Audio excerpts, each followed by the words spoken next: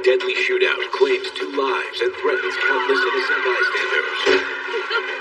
It was a birthday party. It was going to be a great night. I'm on the floor, bleeding like crazy.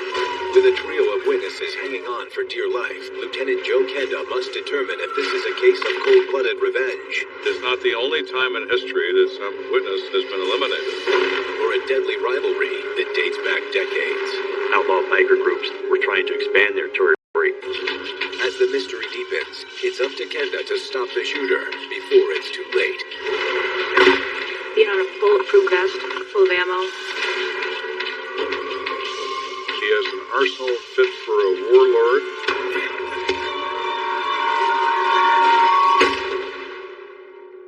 Gang mentality has been with us for thousands of years, and it makes it incredibly dangerous because it dehumanizes the victim. It speaks to the worst side of human nature, the violent side. There's one thing that never changes: murder. A life has been taken. Their stories are now my stories. I never know where a case is going to lead, but I'll never stop until it's solved. Somebody has to look out for the victim. If you kill, I will find you.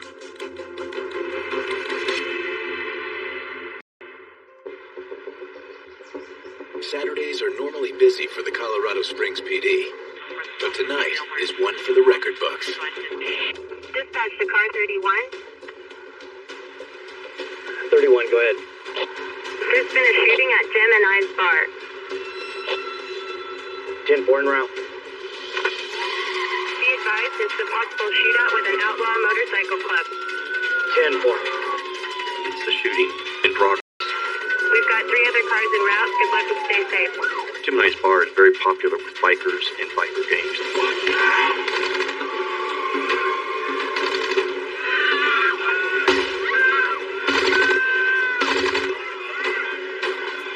Stopping a gun battle with a biker gang could very well cost the responding officers their lives. When an officer is responding to an in-progress shooting, there's a lot that goes through the officer's mind. He's worried about his safety along with the safety of innocent people. He wants to get the gunfire stopped as soon as possible. Everybody drop your weapons, please! Bro, watch your back! I see him! With this person not responding to the commands being given, he's deemed to be an aggressor. Let your gun down, let me see your hand! Suddenly, they hear a... No! No! And police are trained to make quick assessments. That he is in danger, and the only way to stop that is by the use of deadly physical force. 5 miles south, Lieutenant Joe Kenda is spending Saturday night catching up on paperwork. Miss Kenda. The comm center says there is a major gun battle underway at Gemini's bar. Okay. I immediately became alarmed because Gemini caters to outlaw bikers. Must be some kind of biker group warfare. All right, I'll be right there. Bye.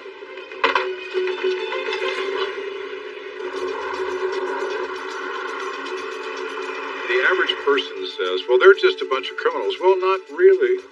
The majority of people who are motorcycle enthusiasts are professionals and working people who happen to love motorcycles. To lump anybody on a motorcycle into a stereotype of a group is just ignorant. What I love most about riding my own bike is the independence of it and just being out in the open air. 1% of those enthusiasts are criminals who engage in illegal behavior. The Sons of Silence, one of these groups, is headquartered in Colorado Springs, and Gemini's is a bar that they frequent. The FBI identifies them as one of the top 10 most violent biker gangs in the U.S. There's been all kinds of bad blood between the PD and the Sons.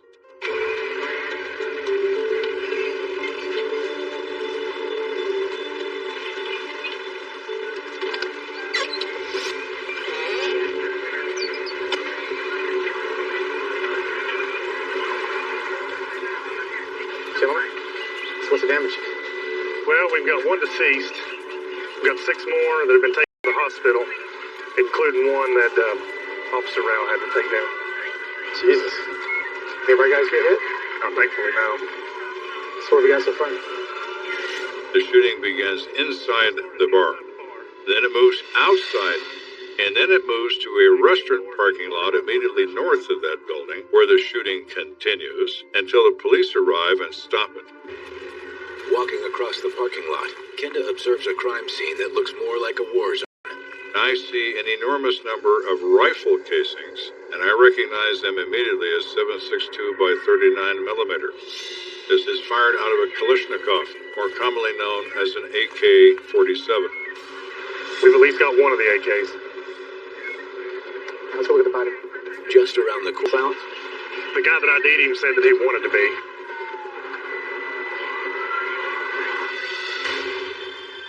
You don't automatically just become a member of the Sons of Silence. Somebody has to vouch for you.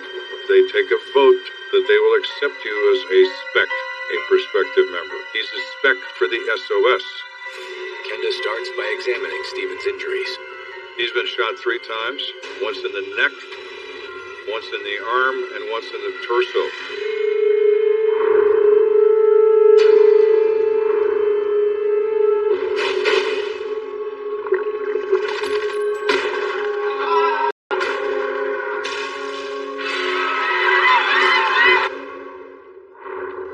Looking at the neck, I would say his spinal cord is severed, and he's dead before he hits the ground. Instantaneous. Kenda turns his attention to the evidence surrounding the body. 380.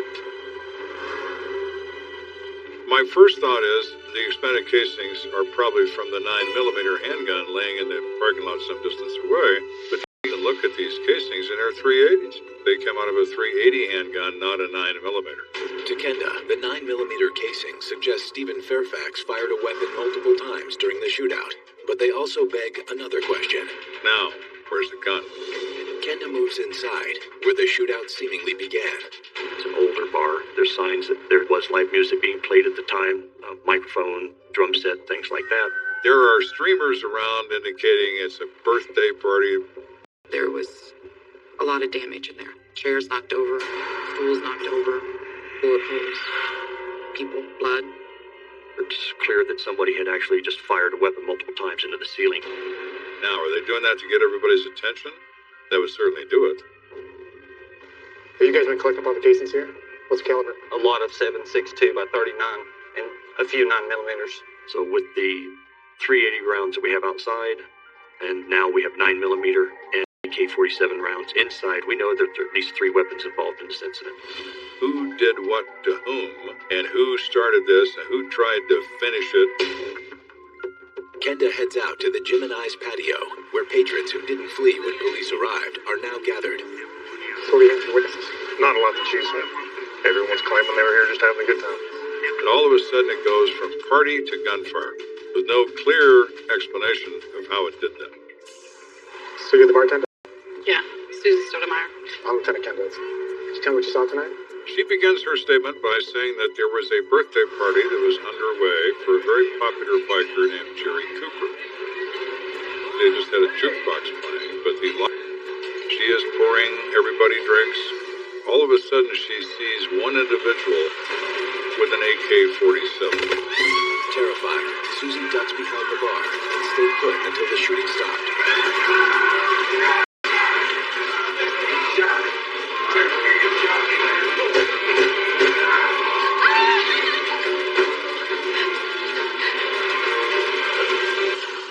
And then what'd you see?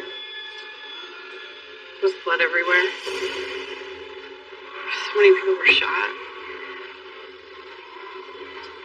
It looked like something out of a horror movie or something. And then I saw my friend PK lying on the ground. My heart just... Oh my God! It's gonna be okay, PK. Everybody knew Paul Klein as PK. That was his nickname. He was a member of the Sons of Silence.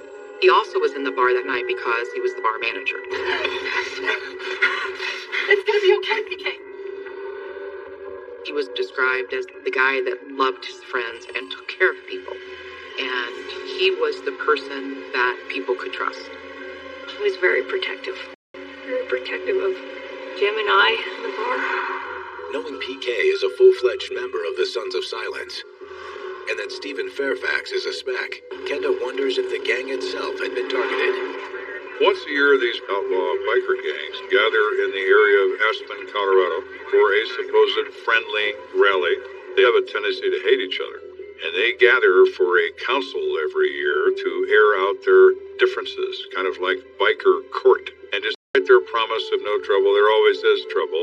This year's Aspen rally had occurred just a few weeks before tonight's bloodbath. That really piques our interest, whether or not this is related to something that possibly happened up in Aspen. Are we going to be up to our waist in dead bikers? We need to find out if this is the opening salvo of a biker war.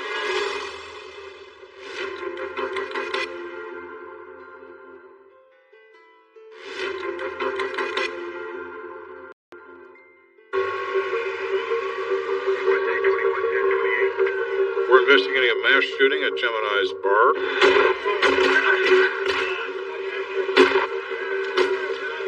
And given the fact that the Sons of Silence are frequent customers of this establishment, is this a biker war?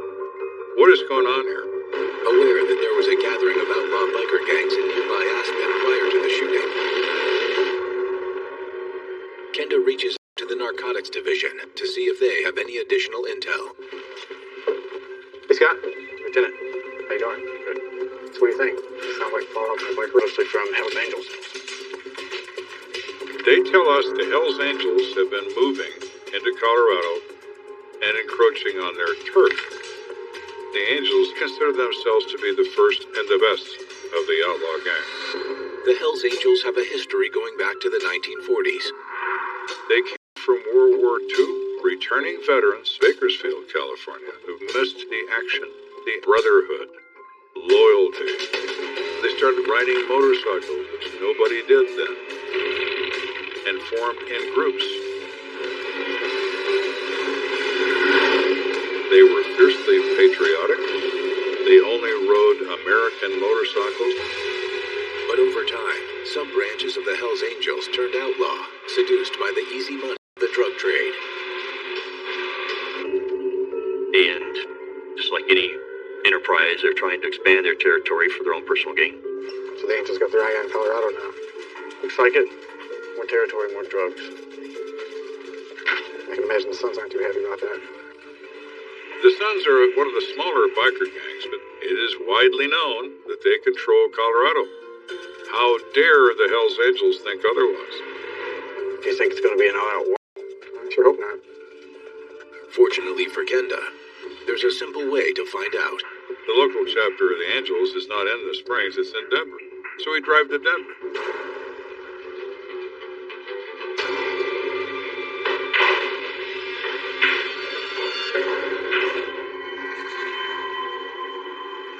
We walk in the door, and all of a sudden you hear crickets. Can we help you? I'm sorry to interrupt. There was some trouble at a bar in the Springs last night. A place where the Sons of Silence hang out sometimes. You guys know anything about that? We heard about it. We didn't have anything to do with that. Can't say I'm sad it happened, though. I think maybe they're telling the truth. They tend to be kind of proud of what they do. If they were the people, they would tell you without telling you. If it wasn't you, you know who should talk to? Yeah, I can't help you. Well, if you hear anything, make sure you give us a call. This shooting doesn't appear to be related to turf wars going on.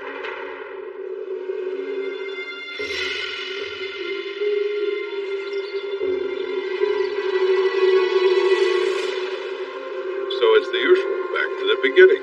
Let's start again. Who got shot? Could it be somebody with a motive against Mr. Fairfax only, and not against the Sons of Silence? So we have to start doing a background check on him.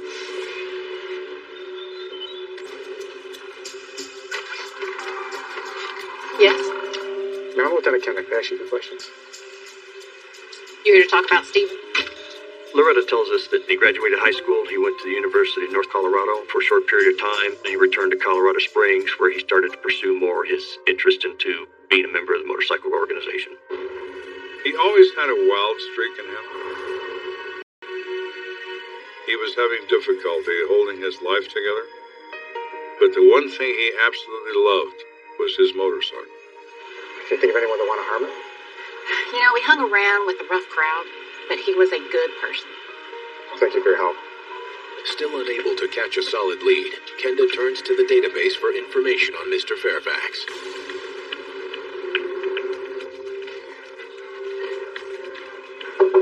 Hey, Joe, you're not going to believe this. What's up? We learned that he had an interaction with the Sheriff's Department in Boulder County 6 days before his death. That is something that really piques our interest. It was a homicide, and our only eyewitness, Stephen Fairfax. Marquette Spencer had been arrested for killing her estranged husband. Just because she's in custody doesn't rule her out for being responsible. No, it does not.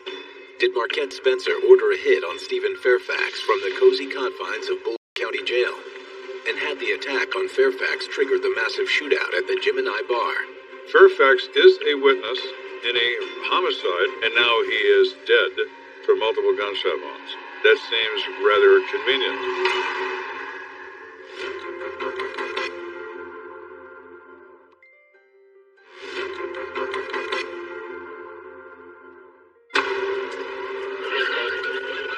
We have 6 people in a hospital undergoing emergency surgery, and now we're in possession of information that says Mr. Fairfax, the deceased, is an eyewitness in a recent homicide in Boulder County.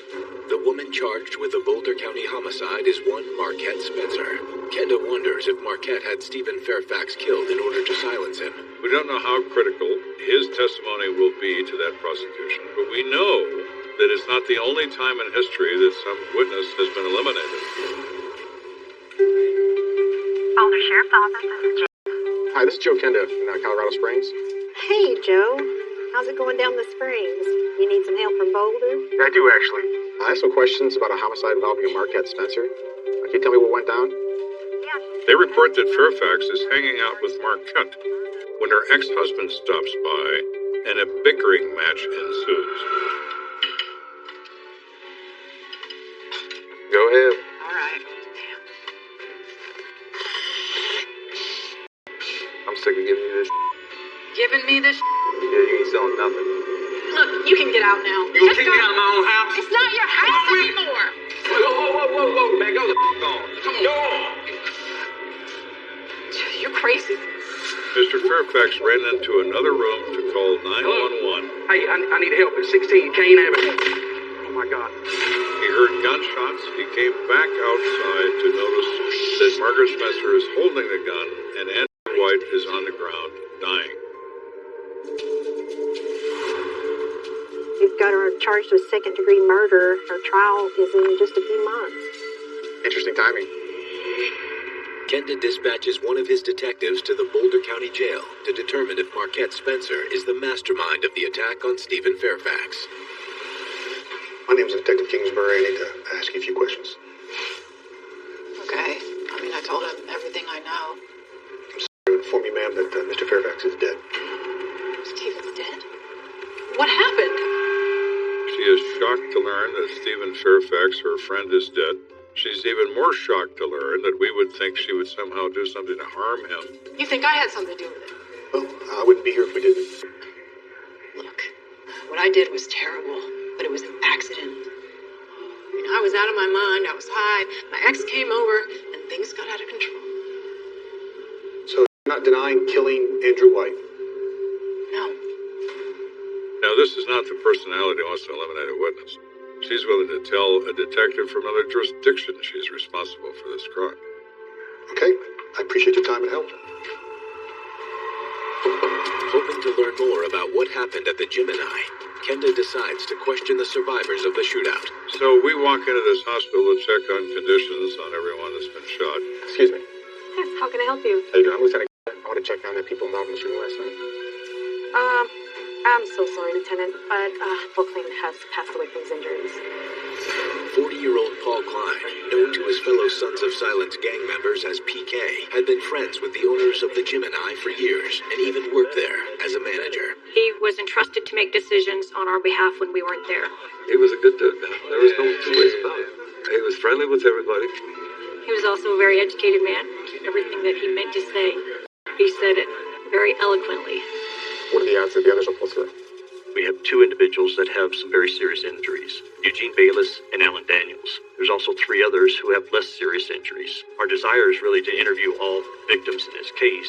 Until Kenda can question the survivors, he remains in the dark about what or who instigated the shooting.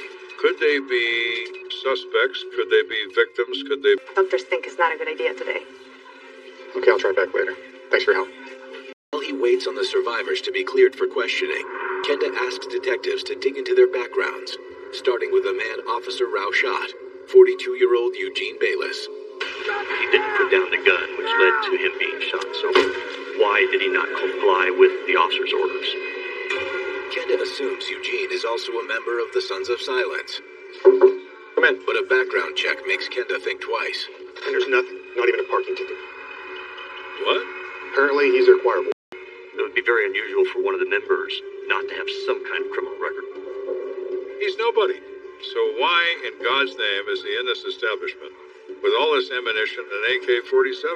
Who is Eugene? At least we got an address here. Let's head over there. Kenda and his men head out to the address on file for Eugene Bayless. That's his parents' home. They live in a rural part of the city, just east of the city limits. On a very small ranch, a few acres of ground. Can I help you? Miss Bayless? Yes. Sorry to have to tell you, but your son was involved in a shooting downtown. Oh my God. I said, well, Eugene is injured. He's going to survive. Don't be alarmed. But then we have to advise her that he was actually one of the shooters. Eugene's a good son. He's a Vietnam vet. But I know things have been harder these past few years. His wife divorced him, took the kids. Do you know if your son owns any weapons? Well, yeah, he does. He's got quite a collection in his room. Would you mind if we took a look in his room? He lives in the root cellar. Excuse me? It's around back. He actually likes to call it a bomb shelter. Please.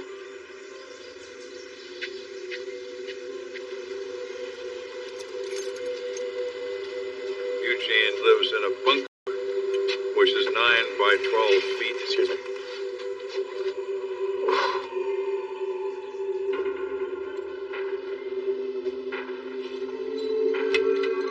This is where Eugene resides. No running water, no bathroom facility. Eugene, as you might say, is a little odd. There was a lot of tubs that had guns and ammunition, a large quantity of ammunition, more than what an enthusiast might keep. Get a load of this. He has grenades. The Marine Corps has grenades, but they're supposed to have them. They're illegal to possess. Why do you need hand grenades, Eugene? It's dangerous.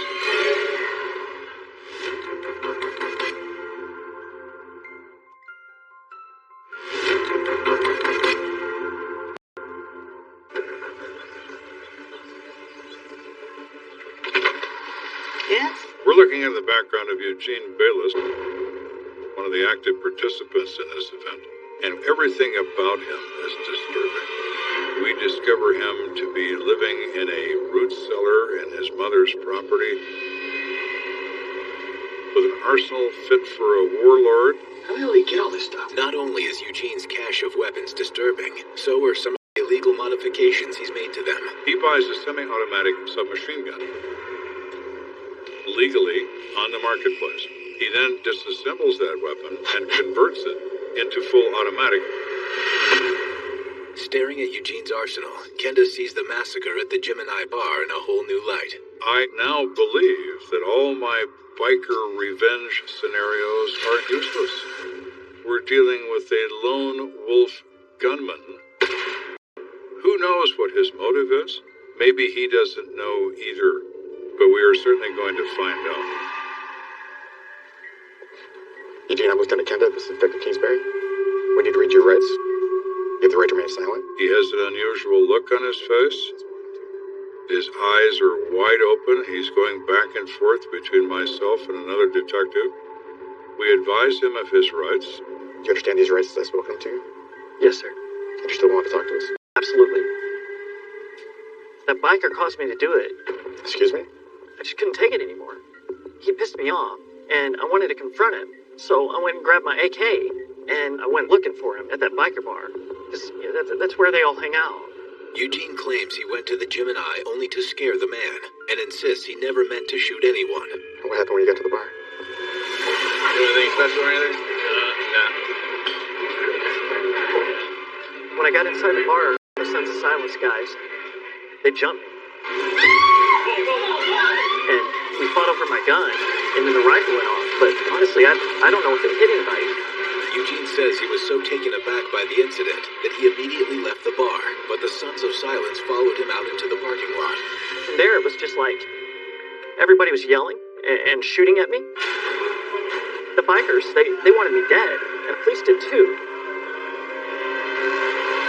But honestly, I've never heard a cop. When officers get on scene, he can't put the gun down. He can't tell the officers anything. He just couldn't speak. That's why he didn't respond prior to getting shot by the police officers. Bayless's statement is very self-serving. He's placing the blame on other individuals. Eugene, even if everything you're saying is true, what I don't understand is why you even went there in the first place. I told you. It all started earlier that day, that dirtbag biker. What's up, man? What are you looking at? What are you looking at? Got a problem?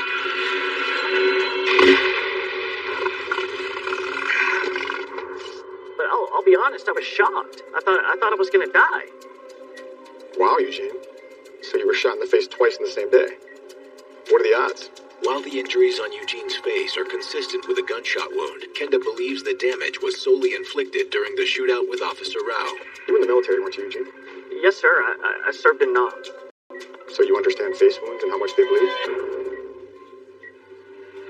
So if we were to search your vehicle right now, we'd find blood all over the place, right? Well, not really. I think he used a BB gun.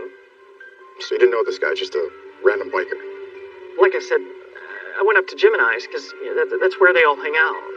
This isn't a statement, so we decided to end it. All right, thanks for your time. We'll be in touch. Sure. Okay. By the time Kenda and his men wrap up with Eugene Bayless, doctors have given him the green light to interview the crime's other survivors. Mr. Daniels? I'm Lieutenant Kenda. Hello. Alan Daniels says he's a mechanic, he's a motorcycle enthusiast, he's not a member of the Sons. He considers it to be a normal Saturday night at Gemini's. I was having fun. There was nothing out of the ordinary that was happening. Having a birthday party for a friend of ours. Yeah.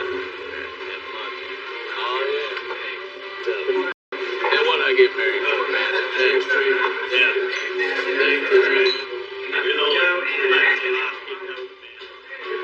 The only Son member that was in there that night was Paul Klein, or PK, and he was there because he works there. While Kenda speaks with Alan Daniels, one of his men is talking to another survivor in the adjoining room. Hello, Mr. Kern, how are you? I've been better, but I'm happy to be alive. This individual's name is Andrew Kiernan.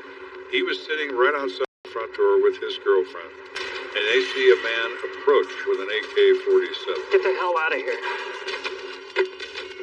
Mr. Eugene, he's not trying to scare people. He's going to start shooting people as soon as he gets in that door.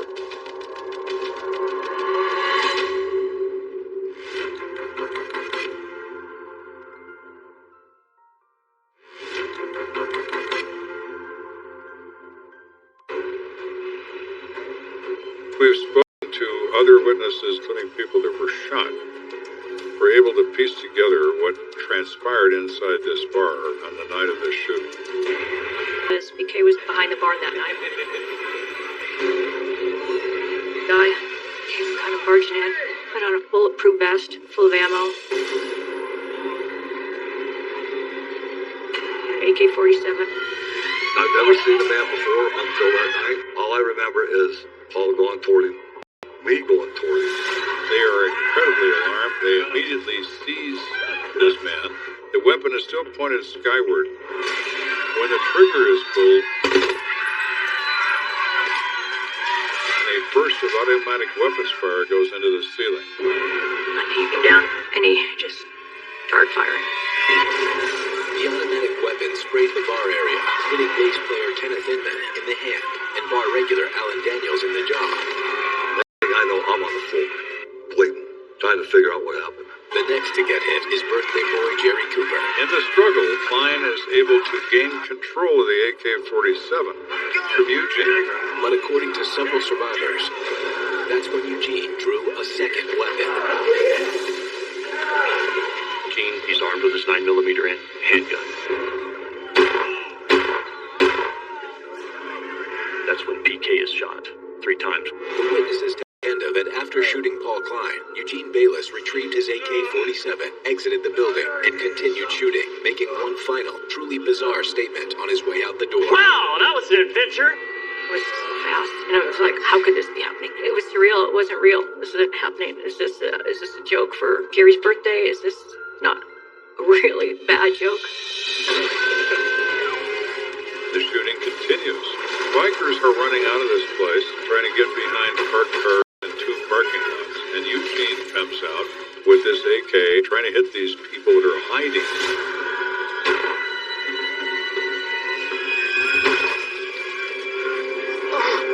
Andrew Kiernan says he's shot in the parking lot by Eugene as he continues to blast away. According to the survivor statements, it's then that Stephen Fairfax pulls into the parking lot of the Gemini. Steve Fairfax arrives on his motorcycle. He's kind of wondering what's going on because there's obvious signs of confusion going everywhere. What the hell's going on? Some guy over there with a machine gun shooting a machine gun. This is what I do. You crazy?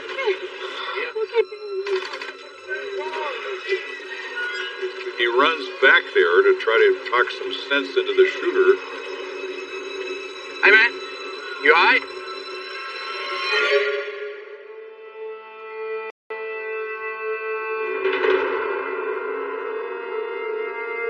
And he takes 3 gunshot wounds and falls dead in the parking lot. With the casualties rising and no end in sight, another bystander takes matters into his own hands. A man named Jeff Martin says he has a gun. He runs out to his van and gets it. It's a 380 automatic. Comes back to the scene and tries to engage Mr. Bayless with that weapon.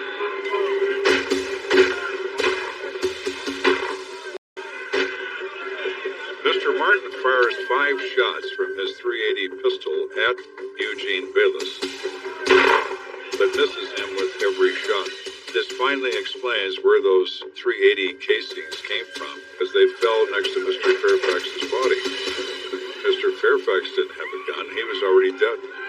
So no gun had been stolen. Jeff Martin had it. Moments later, police arrived and put an end to Eugene's rampage. Police! Everybody drop your weapons! Our initial reaction to PK, knowing him as we do, member of the Sons, Steve Fairfax, a spec for the Sons, we make the leap that they're involved in this shooting, they're participants in this shooting, and the reality is that they're innocent people who are actually trying to save lives and pay for it with their own life.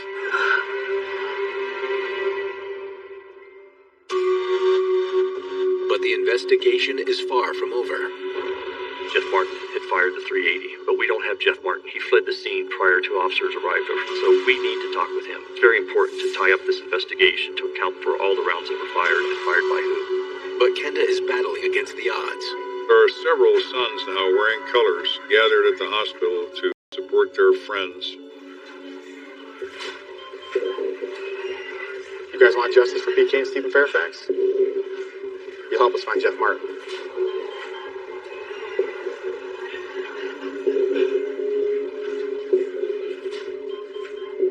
They make no response. They stare at us. All right. You know where to find me. We decided it's a long shot, but we had to ask.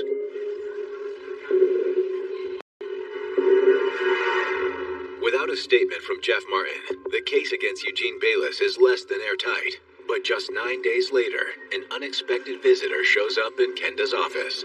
Right. All right, let me know what you find out. Bye. Is that what you're looking for? The president of the chapter of the Sons of Silence in Colorado Springs came into my office with Jeff Martin. You're welcome. PK was a hero. If he wouldn't have stepped in when he did, could be more people dead. We're all not bad guys. I appreciate you guys coming in. Thank you. With Jeff Martin's .380 revolver in hand, there's only one question left for Kenda to answer. We have a good understanding of what happened in this bar. We don't have a clear understanding as to why. In furthering our investigation on Eugene Bayless, we talked to his ex-wife who lives out of state. They've been divorced for over a year. Did you know of any conflicts Eugene had with the Sons of Silence biker gang? No, not that I know of. I've never even heard him mention them. Do you have any idea why he would open fire on him then? Well, he's been an angry, vengeful person for as long as I've known him. She went on to report that he told her many times he felt trapped in his life, that he was married with children. He sees himself as a biker, sees himself as a nomad. He could have lived a life of adventure instead of a life of drudgery. Well, I appreciate the information. No problem. Thank you. Bye. He's in a downward emotional spiral. He's lost his wife, he's lost his job, he's living in a concrete bunker in his parents' backyard. He's stockpiling weapons. Why is he doing that? In this cloud of depression and paranoia? The human mind is a complicated piece of machinery. As for the guy on the motorcycle who supposedly shot him in the face, I doubt that even happened. Eugene was a wannabe biker. He wanted to have an adventure. And when he wasn't accepted by them, he took his revenge on the bikers. Eugene Bayless is formally charged with 2 counts of first-degree murder and 16 counts of attempted murder. At trial, Bayless maintains he was acting in self-defense. The jury acquits him of all murder charges. It was frustrating for the fact that, we had a good case. I don't know if it's based on the fact that our victims were bikers and they were viewed negatively. We feel that he's guilty, but the courts have spoken, and that's what we'll live with. However, Eugene is convicted of possession of an illegal firearm and is sentenced to 3 years in prison. I'll never forget his face, I know that. I will never forgive or forget what he did. I do not want to ever go through that again. That man put me through hell. No, justice was not served in this case. PK was a good man in the end, and, thanks for saving my life. You have 2 people who died and no one was found guilty of it. You have people who loved those people, who miss those people even today. PK Klein. When you hear his name, some envision a warrior. After Saturday night, most will remember him as a hero. This thing that happened over in Gemini's, it was an unselfish act that he did. He saved the lives of a lot of people. Bikers are human beings. Even outlaw bikers are human beings. They're capable of moments of great courage. Stephen Fairfax, at the end of the day, was heroic in his efforts to save innocent lives. Irrespective of his history, irrespective of his involvement with the Sons of Silence, ultimately sacrifices his own life in defense of others. That is a remarkable thing. A rage killing ends a young life, leaving nothing but questions. We don't only have a whodunit, we have a who is. We need to find out who his friends are. An unknown victim and no reliable witnesses. Hey, somebody has to listen to me! She's had a few drinks. Could she be wrong? Absolutely. I said I don't know anything.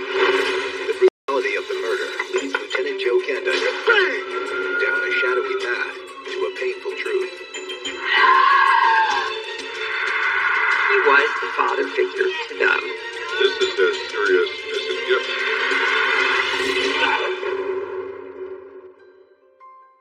The movies and television cannot and do not portray violent death. They all think they do, and viewers all think that that is what it looks like, and it ain't. There's one thing that never changes: murder. A life has been taken. Their stories are now my stories. I never know where a case is going to lead, but I'll never stop until it's solved. Somebody has to look out for the victim. If you kill, I will find you.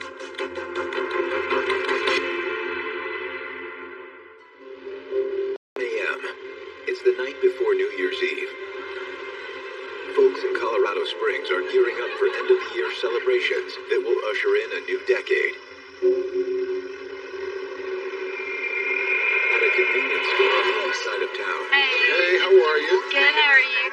Clerk Ricky Holden struggles with an endless stream of holiday revelers. Got a party? New Year's was always a crazy time of the year. You've got people who, frankly, start to pre-party days before the event. It makes it difficult, I think, for anybody who has to deal with the public. What's up? Hello? Yeah. Can't do it right now.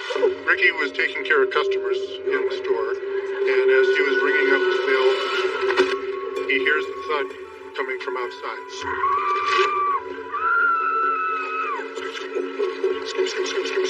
He runs out to check.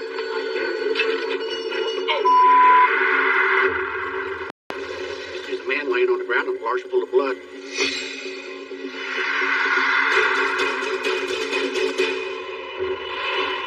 Meanwhile, at police headquarters, Lieutenant Joe Kenda and his fellow officers are dealing with their own strain of holiday chaos. For some reason, people find it very important to fire weapons into the air to celebrate the new year.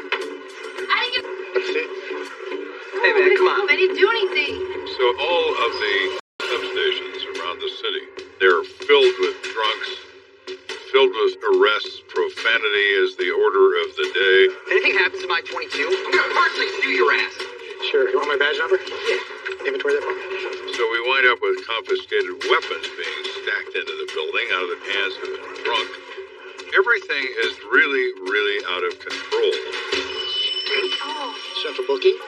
That's when Kenda gets the call about an incident at a convenience store on the east side. Lieutenant? It's Kenda.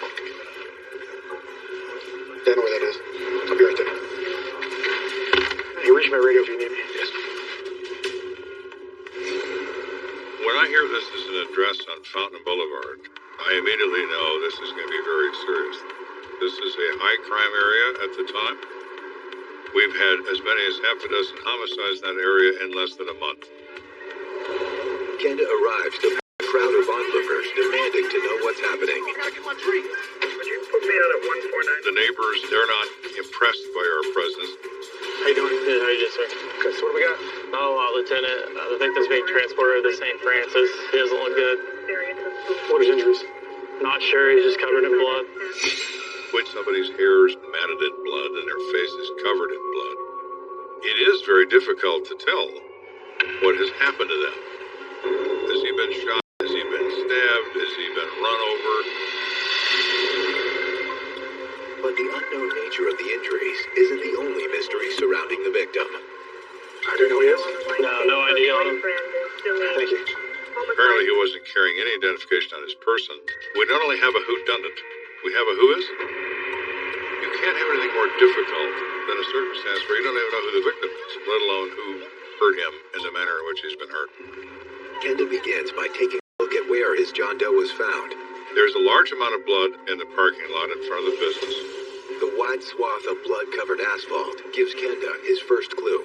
When you find bleeding at a crime scene, very often it's drainage, meaning it is pouring from a still body by the force of gravity.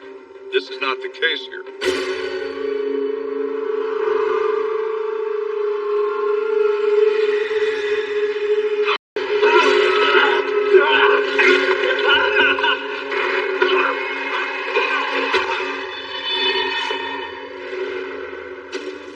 There's obvious smearing and movement going on in the blood. So there is a struggle going on between the person who's doing the... Sustain a gunshot and then fight back. Kenda asks responding officers if they've recovered any additional physical evidence. They say they searched the area for expended casings and didn't find any. And I get closer to where the blood is, and I see pieces of this wood laying there covered in blood. As Kenda continues surveying the scene, he receives some grim news from the hospital. St. Francis called. Our Vic. DOA. Thank you. So now we have a homicide. All we're certain of is He's dead. Still looking for answers, Kenda turns his attention to store clerk Ricky Holden. How you doing, Lieutenant Kenda? How you doing, sir? He's observant, he's cooperative, he's intelligent. Did you see the victim earlier? Oh, yeah. He says he notices a Hispanic male in his middle 20s on the payphone outside the building. I stopped paying attention to the guy because I had these 3 customers in line. Made me a little nervous. Can you tell me about that? Hey, man. I'm about to put it together on my attack the smoke street, please. What? We got the smokes, please. The hard pack. 2 black males, early 20s, and they're obviously friends, and they're laughing and pushing and shoving each other and basically having a good time. With them is a teenage girl. Wrap it up, dog. Pick it up and wrap it up, please. What happened next? They left. I took it out as customer in line. Ricky tells Kenda that just moments after the 2 men left the store, he heard a strange noise, followed by what sounded like a woman screaming.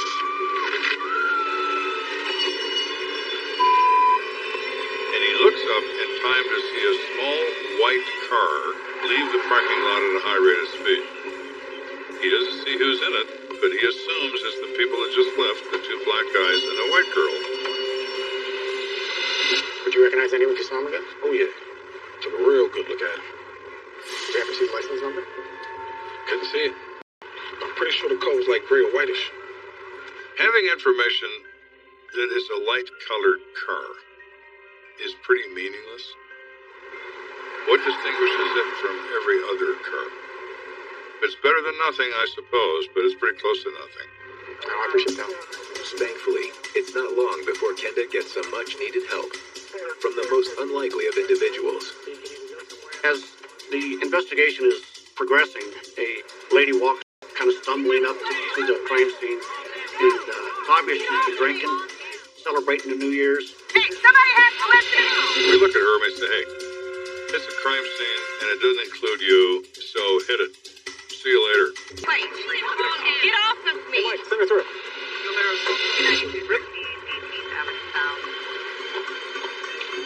What license plate? I saw the white car that was speeding off with the people in it. I tried to tell these dudes over here, they don't want to believe me. And she gives us a license plate number with the last 3 digits. The last 3 digits were 114. Now that is huge. You sure that's what it was? Yes. We find a light-colored car with the right kind of people in it. They're close to that combination of numbers. We're in business.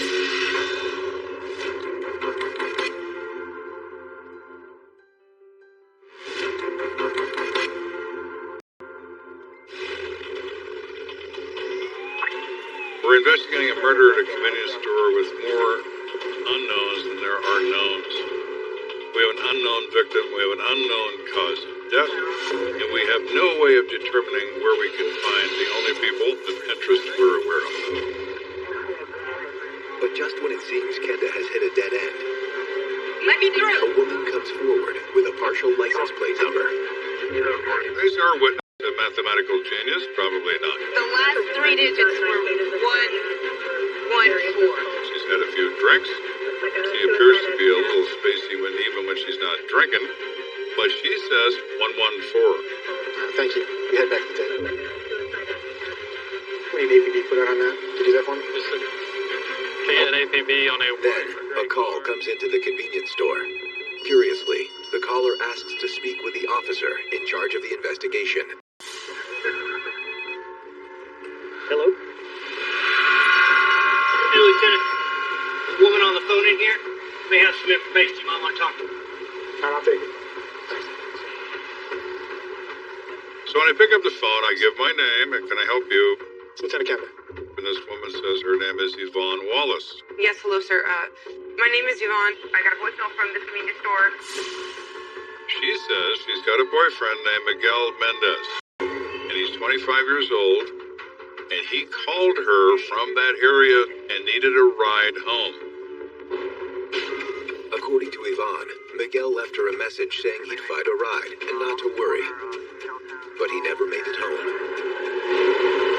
She explains that she drove around to see if she could find him, and she saw the police at the convenience store, and she got very frightened. Kenda has a feeling he's just identified his victim. We asked her to describe Miguel to us on the phone. He's 5'10", brown hair. He was wearing a gray shirt with a black hoodie and jeans. Of our victim. So I said, Yvonne, someone's been hurt here at this store. I just said hurt. And I want you to meet me at St. Francis Hospital emergency room in 15 minutes. Can you do that? Yeah, I can do that. 15 minutes.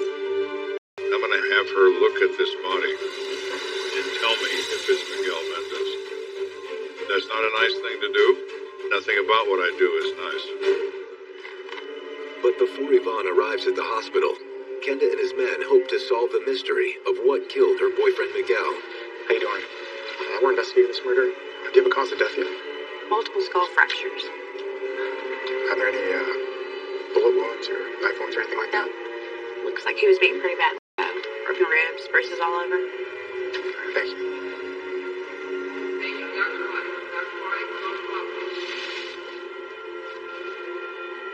I look at his head. It's obvious he's been struck and beaten with a blunt object. As I look closer, I see splinters of wood in his hair. The splinters remind Kenda of something he saw at the crime scene.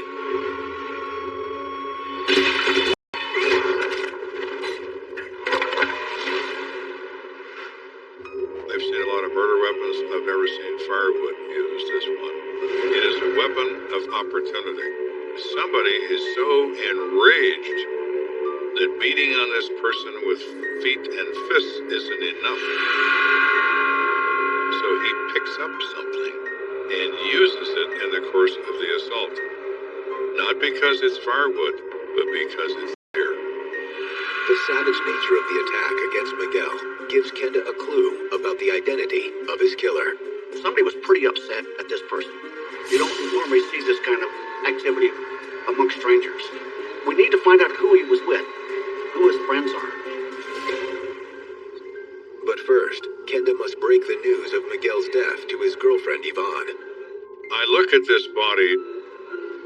I clean his face to make him look slightly more presentable, and trust me, it was only slightly.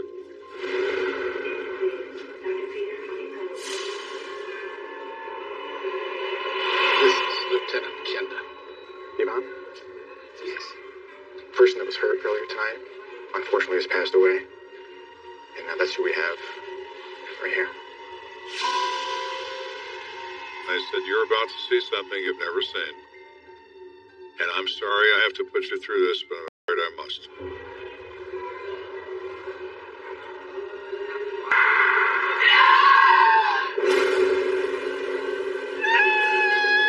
Is that Miguel? I said, is that Miguel? Is that Miguel? Yes, she screams. Nurse? Hey, nurse in here, please. And I call a nurse, and we need to have her looked at. But I have my answer. I wish I could just leave and let them give her a sedative, but I can't do that. My job is to find who killed Miguel Mendez. After giving Yvonne a few minutes to collect herself, excuse me, may I have a moment? Kenda and his men ask if they can talk to her about Miguel. I said, Yvonne, you have to help me. Miguel would want you to do that for him. Can you tell me a little bit about Miguel? According to Yvonne, Miguel was 25 years old and worked in construction as a cement finisher. Yvonne had been his common-law wife for more than 3 years. Yvonne and Miguel didn't have children together, but she had 5 children, and he was the father figure to them. And they were attached to him. So there's a huge emotional loss for her and for them. Do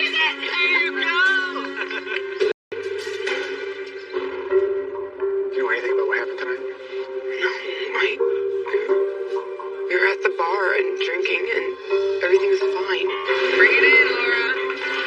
We had been out earlier that evening with Mr. Mendez and a person she identified as Hector and a friend of hers. And they had several drinks together. I think I'm gonna go home, okay? And after a while, her and her friend decided that they were going to leave. Her boyfriend decided that he would stay with Hector and have a couple more drinks. He would be home later. So we are just beginning this case. Now we know who he was with on the night he died. Kenda wonders, did Hector and Miguel get into a drunken argument that escalated into murder? No, man, I done told you too many times, bro. And this Hector, you know where we can find him? Yeah. Now, if we assume this is a rage killing, it is likely an acquaintance of his is responsible. You, Miguel. Cute too, man. What better choice than the man was last seen with him? Yeah, I'm walking. Miguel? I'm walking, that's it. Hector, I am in your future. You just don't know it yet.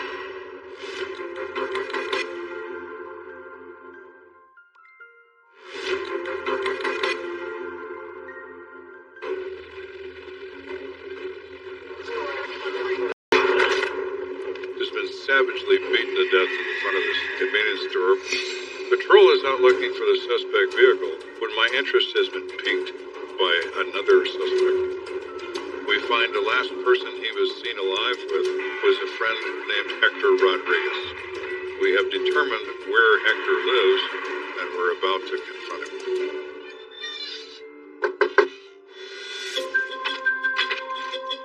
Yeah? How you doing? I'm Lieutenant from the Colorado Springs Police Department. I'm looking for Hector Rodriguez. I understand he lives here. He's my son. Come here. He lets us in, and he gets Hector. Hector! And Hector is 22 years old. What's going on? I need to talk to you about Miguel Mendez. Do you know him? Hector says he worked with Miguel Mendez at a concrete company, and they would carpool together because Hector had a car, and Miguel never had a car. When was the last time you saw him? Last night, we went out for some beers after work. Hector says that he went out in the evening, and then when Yvonne and her friend left, he and Miguel were still sitting in the bar. We stayed, had a couple more beers. Then after a while, Hector decided that he was going to go over to another bar, the Yukon Tavern, to have some cocktails with another friend of his. I'll have a safe ride home. Thank you. It's so happy New Year. Miguel didn't want to go to the Yukon Tavern, so they parted company.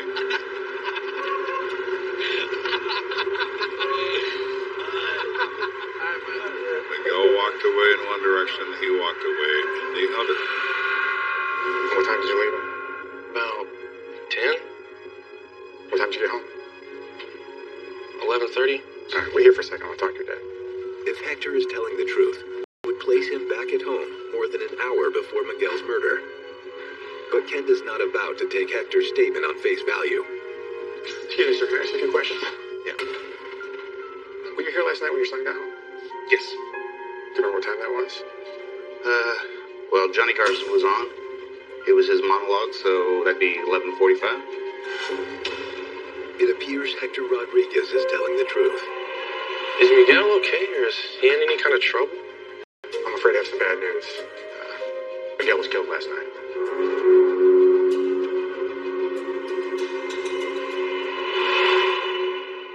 So now Hector goes from being a possible person of interest to no one at all. And we are back to the beginning. Now, detectives' only remaining lead is the white car seen leaving the scene of the crime.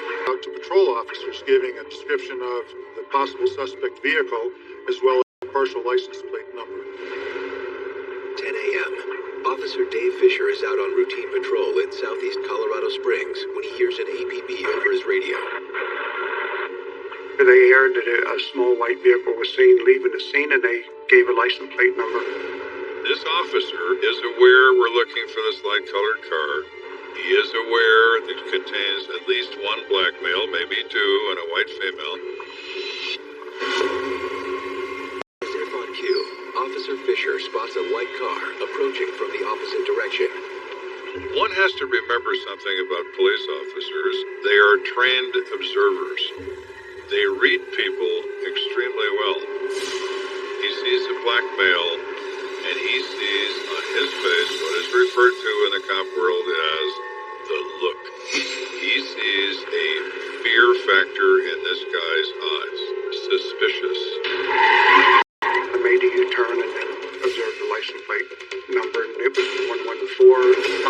spotted the suspect vehicle. And the red lights come on in that police car. And he stops. When an officer approaches a suspect vehicle of any type of violent crime, certainly their senses are heightened. You don't know the state of mind of the person or persons that are in the vehicle. Keep your hands on the steering wheel. Put your hands on the steering wheel, man. Put your hands on the dash. Slowly reach down. Let me see some kind of identification. Look, I don't have any ID, officer. I don't either. We don't have any with us, really. Go ahead and step out of the car for me. Slowly. What's this about? Front seal. You need to tell me what this is about? Set on your jacket. It was at that time I noticed wet spots on his shirt. And I asked him what that was on his shirt, and he said it was taco sauce. But it didn't look like taco sauce to me. Dispatch to Kenda. Go for Kenda. A car matching the description from the APB was pulled over. One black male and one white female. Well, now, my whole attitude changes. 10-4, I'm on the way. Kenda out. I was feeling sorry for myself after we left Hector's house that now we're all of a sudden back in gear and driving forward.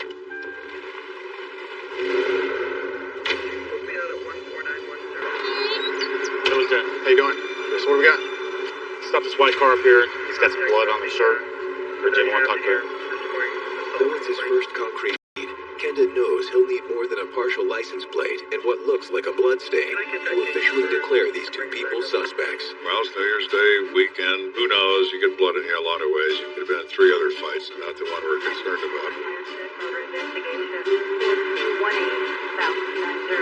I want to make certain we got the right people here. To do that, Kenda reaches out to the crime's initial eyewitness. Ricky Holden told us when we interviewed him at the convenience store that he would be able to identify these people if he ever saw them again. Well, I'm going to give him that opportunity. Half an hour later, Kenda returns with the man who seemingly holds the key to solving the case. I've got Ricky sitting inside the car with the windows up. Girls in one car, guys in another car. And this is make or break. He's either going to get excited and say that's them, or he's going to say it isn't. It isn't going to be, baby.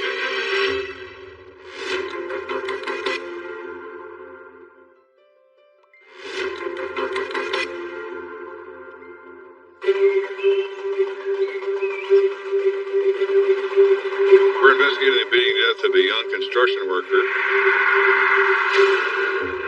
We believe we have 2 suspects stopped. And I'm conducting a field identification by Ricky Holden, our best witness.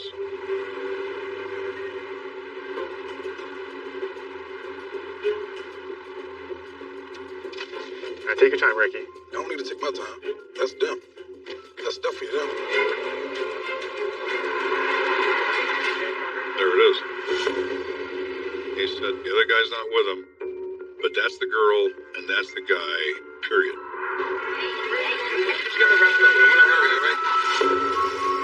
As good as it gets when it comes down to witness identification. Pull him out of the car and cuff him. The positive ID gives Kenda enough probable cause to bring the 2 suspects into custody.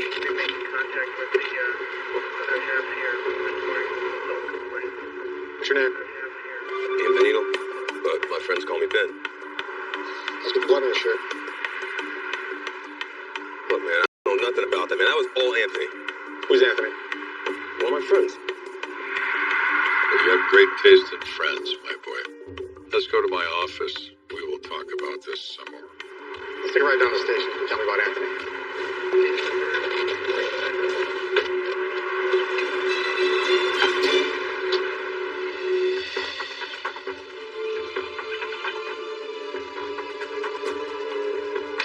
So we get our man into an interrogation room. He is Ben Colwood. He's 19 years old. last night, Ben. Who was at this party? I should find out. That's kind of cool. Ben Callwood tells Kenda that he and his fiancée Jenny had been at a pre-New Year's beer bash, and they left with Anthony to pick up some snacks. Hey, baby. I'm on the corner of Chelton Road. I appreciate it. Let's go, baby. We walk out to the car. All of a sudden, I can't see Anthony. I turn around and I see him arguing with some Mexican people down the side. He sees Anthony pick up a bundle of firewood from in front of the store, strike this guy with it in the head. Hey, come on in. Guys! He says he goes over there and he's going to break them up. And he says that's where he got the blood on him when he tried to separate them. I ran out to go stop Anthony. I was like, look, man, we gotta go and everything. That's how I got the blood on my jacket. Ben Callwood's story gels with the physical evidence. But Kenda isn't sure whether Ben is telling the truth or trying to pin the crime on his friend.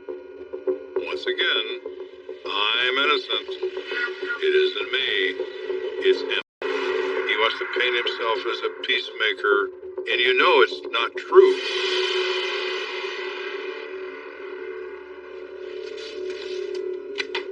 Stay put. I'll be back. Kenda decides to let Ben Callwood sweat it out in the interrogation room and turns his attention instead to Ben's fiancée, Jenny. Have a seat. Ben didn't do anything. Okay, let's just back up a second. So, who's your fiance? Yes, he is. How old are you? 16. She says that she's a junior in high school. And you think, what are you doing running around with these guys? So what happened at the store? Anthony started beating on the guy with a piece of wood. He's like a crazy person. What's Ben doing?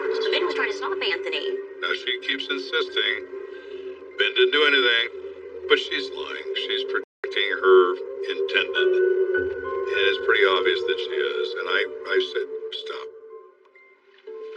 Jenny, at this point, you're not considered a suspect. So you want to tell me what really happened? Whether or not you get involved in this up to your pretty little neck or whether you don't is going to depend on your answer to my question. Now, what did Ben do? I don't know why you don't believe me. Is the Mexican guy saying that Ben was beating on him too or something? I mean... What'd you say? Suddenly, it dawns on Kenda that Jenny doesn't understand the gravity of the situation. You do realize that this guy's dead. They killed him. And her eyes get huge, and she looked at me and said, you're kidding. They beat that man to death. I said, no, I don't kid about that, dear. This is a murder.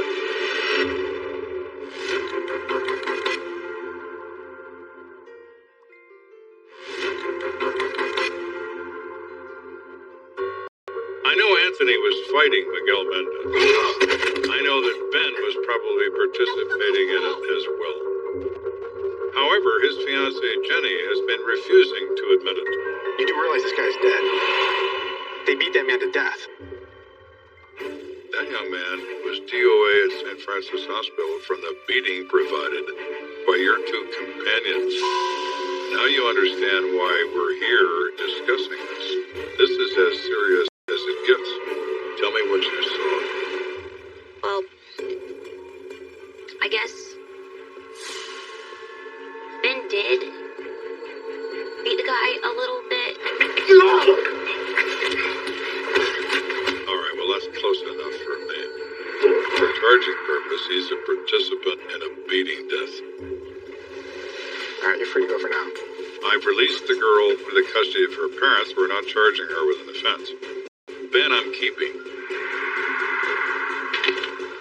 Sir, stand up, please. You're under arrest. Ben Callwood is placed under arrest for the murder of Miguel Mendez. I didn't murder anybody. But Kenda's other suspect, Anthony Scott, is still at large. Later that day, a call comes into the precinct with a promising lead. Lieutenant Kenda. The caller's name is Rose Garcia. She says she heard about the murder on the news, and on the night in question, She was at a house party. That's even crazy, bro. She's at the party and everybody's drinking and people are coming and going. But she specifically remembers two guys laughing. Yeah, right? You had to make sure he was down. Bang! Right there, right in front of me. That's what I saw. That's what I saw. And saying they just really screwed a guy up at a convenience store in a parking lot. I saw that. I saw that. You always know who exploded. I was like, what? That's exactly who I'm looking for now. Kenda heads straight to the home of the party's hostess, Lisa Schmidt. We think Lisa's going to be able to tell us if Anthony's invited. She probably knows where he lives.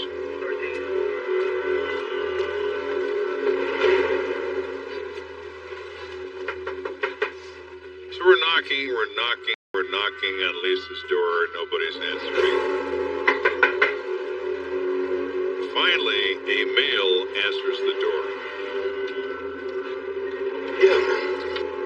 He's shielding his eyes from the light. Lieutenant Kenda from the Colorado Springs Police Department. And you are? Tyrone. Tyrone, we're looking for an Anthony Scott. Do you know him? No, I never heard of him. Tyrone. That's my boyfriend, but I own the place. So this female approaches behind him and says that this is her apartment, and that's her boyfriend, Tyrone. You had a party here last night? Yes, sir. We have reason to believe that Anthony Scott was at that party?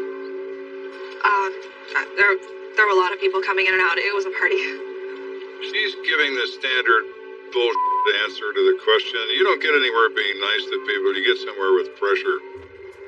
Right now, Anthony's wanted for murder. If you know something about it that you're not telling me, we can be harboring a fugitive. That's a felony. If you got something to say, you better say it right now. All of a sudden, here comes our man, Tyrone. You know, some of my friends do call me Anthony. You're Anthony Scott? Yes, sir.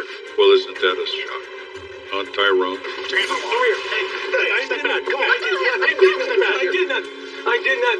Kenda has his prime suspect in cuffs, but if there's any hope of making felony charges stick, he needs physical evidence tying Anthony Scott to the murder.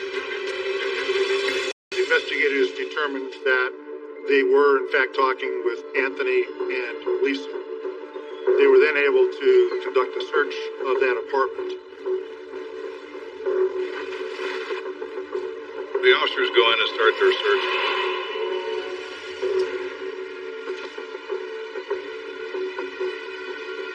Hey, Lieutenant. What do you got? And within a matter of 5 minutes, they say, come in here and look at this. It's a man's sweatshirt, covered in blood. When you attack someone with a blood instrument, the first blow produces blood, the second blow disperses it, and every blow thereafter, all this blood belongs to Miguel Mendez.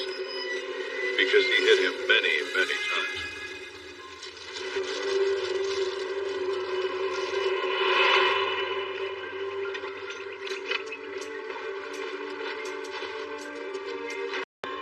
Man, I know my rights. I want a lawyer. Okay, that's fine. You have your right to a counsel.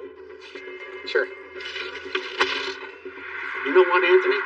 We really don't need to talk to you. We've got the evidence we need.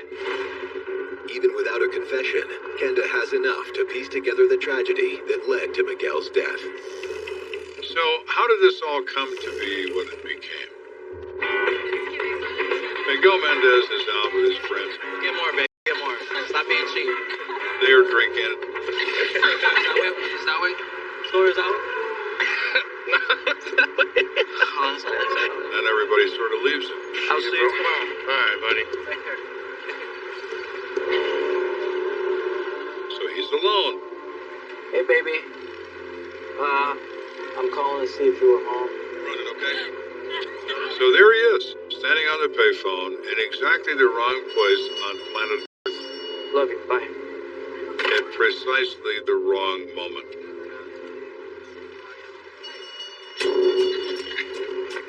Hey, y'all, can I get a ride down the road? No, man, sorry. Come on, man. It's freezing out here. Hey, man, hey, bro, can I get a ride down the road? No. Come on, man. So now Miguel is annoyed that the answer is no, and he tells the guy, who knows what he says. Man, f*** you then. And Anthony's reply is... What did you just say? I said, f*** you. On the street, you diss someone. You show them disrespect. Come here. I'm Go ahead. not to be tolerated by street people. That's important to them. It's not important to anybody else on the planet, but it's important to them. Anthony loses.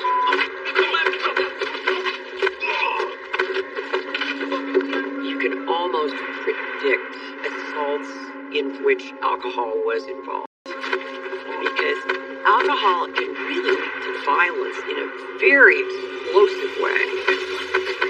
He grabs the first thing he gets his hands on, which is a bundle of firewood, and he wheels this guy in the head with it. Miguel, at this point, goes down.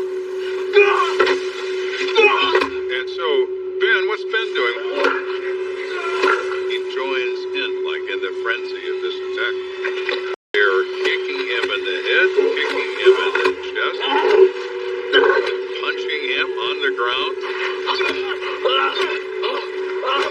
They get back in the car, and they run.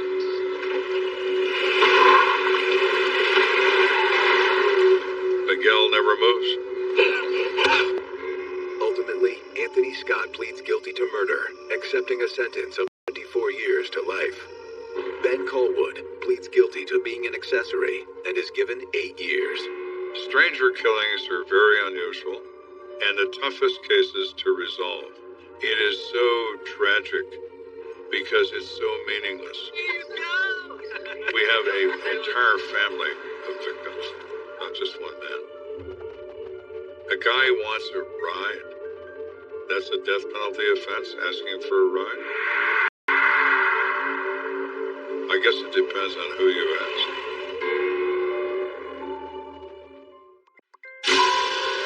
A body in a field leaves detectives stopped. 12 shots. Somebody sure didn't like this guy. We don't know who he is or what led up to him being there, so there's a lot to be done pretty quickly. But the victim's identity isn't the only mystery. To hear that Keith was kidnapped and then escaped and then didn't want to talk about it seemed bizarre. None of that makes any sense. Can Lieutenant Joe Kenda solve the riddle before the killer strikes again? In the beginning of this case, we were chasing ghosts. They're not ghosts anymore. Every murder case is a complicated mess. You must maintain your patience. There are twists and turns and rabbit warrens that people disappear down until you finally clear some of the smoke. There's one thing that never changes. Murder. A life has been taken. Their stories are now my stories. I'll never know where a case is going to lead, but I'll never stop until it's solved. Somebody has to look out for the victim. If you kill, I will find you.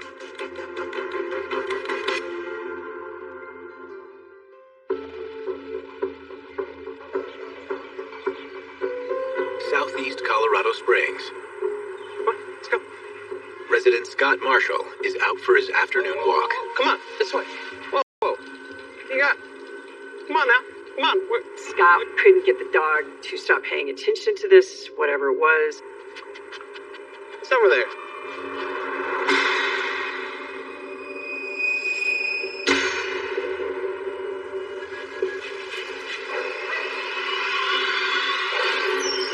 His heart immediately races because of what he's seeing.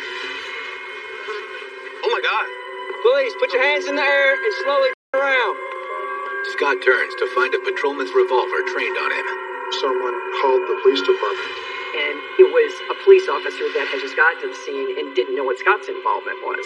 When the police see Scott there standing next to a dead body, they obviously have to consider him as a possible suspect. Not far away, Lieutenant Joe Kenda is hustling to finish his Sunday errands in time for the football game. Hey, Joe. Hey, Gary. How you doing? Good. One shirt and one suit. And I'll be right back. Thank you. I took normal dry cleaning to them. I never had clothing dry cleaned that were stained with human blood. Here you go. Because they won't deal with it anyway. That's why you have cheap suits. You just toss them. Have a good one. Go Broncos. Yeah, let's hope we get a W today. I'll be clean. I just won't be a football fan.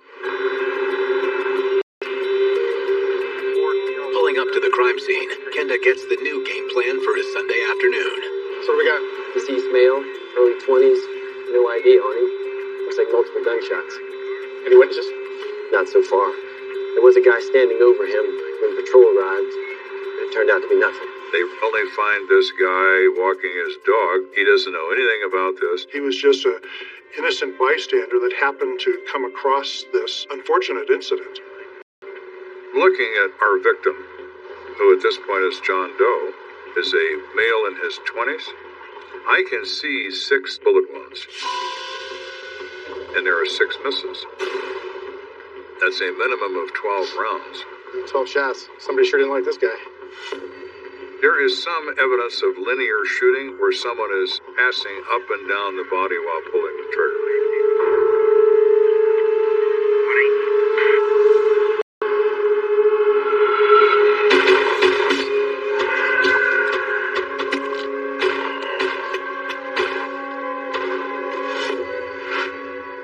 So someone is bang, bang, bang, making certain he's putting bullets in the vital organs of the victim.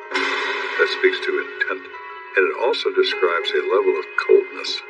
So we got ballistics. We found projectiles and casings from 2 different calibers. The one ammunition was a .380. But we also had ammunition that was consistent with .357 caliber revolver, which basically told us that we had at least 2 guns used at this scene. But as detectives get a better look at the body, it appears the bullets were just the finishing touch. This victim also has a laceration on the top of his head that has the appearance of being struck with something that's heavy, similar to a gun. There are marks on his wrist and some lacerations indicating he recently was bound. Now that is very intriguing. Why would his hands have been tied, and why are they no longer tied? So unfortunately, as is the custom in homicide, you have more questions than you have answers to. Our first effort is to try to identify him. So we're going to take photographs of his face. Okay, buddy. Let's find out who did this to you. And start knocking on doors that are close to this to see if anybody knows him.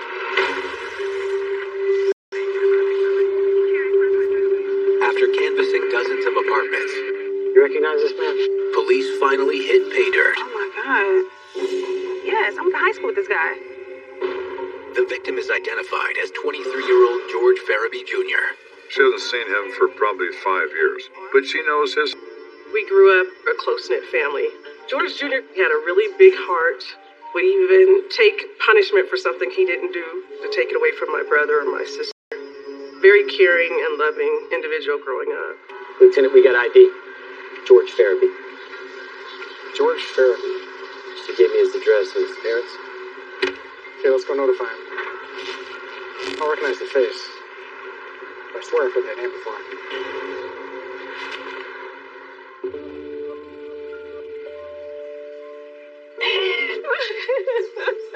Oh, no.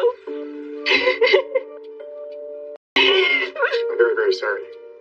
It's always a very unpleasant thing, and people react differently. Mrs. Farabee is devastated and is emotionally distraught to the maximum. I'm a baby. I'm a baby.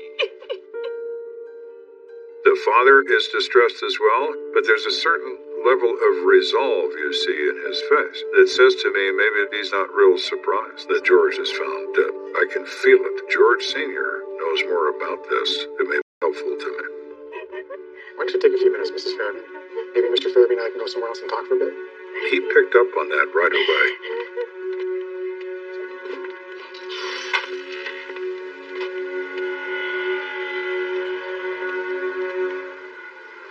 Farabee, I know this is hard, but I want to find justice for your son. You have any idea what could have led up to this? Maybe some kids he was hanging with at school. He begins to explain that George got interested in narcotics. What kind of drugs was he using? Mostly cocaine. But he really got bad when he started using crack. Being a teenager around the time frame 84-85 when that came to Colorado Springs, I witnessed it take control of a lot of friends. So it changed him. He wasn't fun-loving anymore. He wasn't joking anymore. It changed him drastically, and it didn't take long. It got worse and worse, and nothing we tried.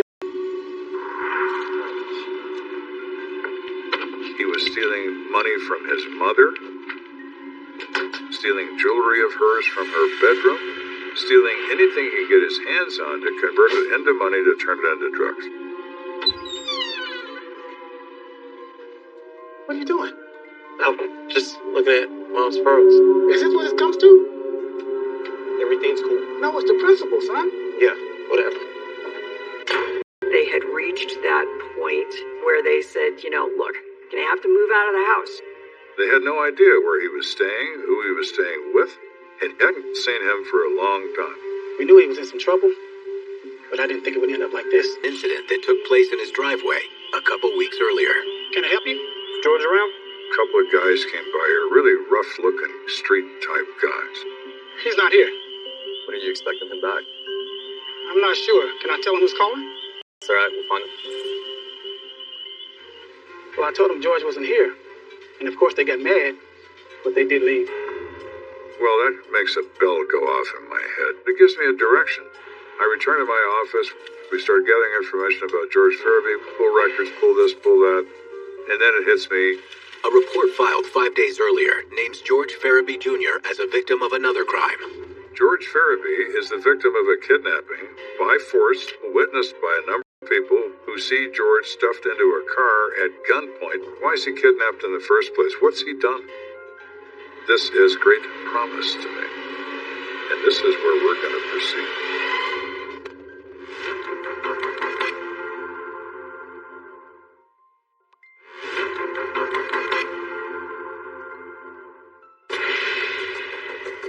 Through investigating the death of George Farabee, who has been found shot to death in a vacant field, and we discover he's a victim of a recent kidnapping, and now our focus is on the details of that case.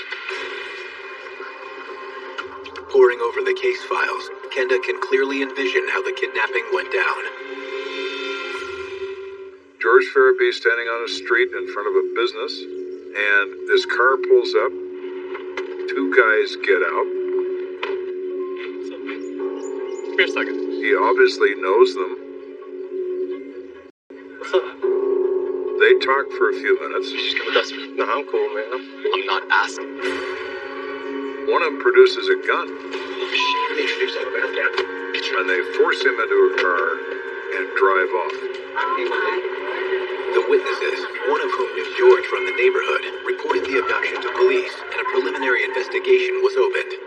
Kidnapping in Colorado is a very serious felony. It is basically one step down from homicide.